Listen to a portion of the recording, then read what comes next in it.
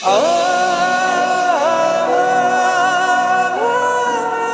আমার বউর নামে লটারি কিনছিলাম, সেই লটারিতে এই যে এই হারিকেনটা জিতে গেছি। আমার বউ আমার জীবনে আসার পর থেকে আমার জীবনের কি পরিমাণে পরিবর্তন, আরে উন্নতি আর উন্নতি লাইগা আছে। রাজু, আমি এগুলো কি শুনতেছি?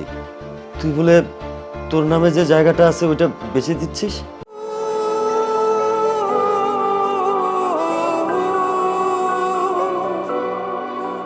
আর তোমার মতো একটা লক্ষ্মী বউয়ের দোয়া, তার জন্য তো এত কিছু।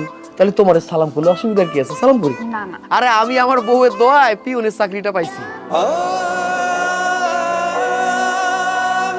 বোমা বই চায়ের কাপটা রাখতে গিয়ে আর কি পড়ে গেছে। সারাক্ষণ কিছু না কিছু ফালাইতে হয় না। মানে কইতে চাইছিলাম আমরা আর একলগে থাকতে চাই না, মানে আমরা আলাদা হইতে চাই। আমি এক রাইতে কোটিপতি হয়ে গেছে কিভাবে? আরে বোকা, আব্বা, কি রে বাবা, তুই এরকম ছুটে আসিস কেন? আমার কোনো কিছু দরকার নাই, এই আমার দরকার শুধু তোমাকে। সন্তানদের খুশির জন্যই বাবারা সবকিছু করে।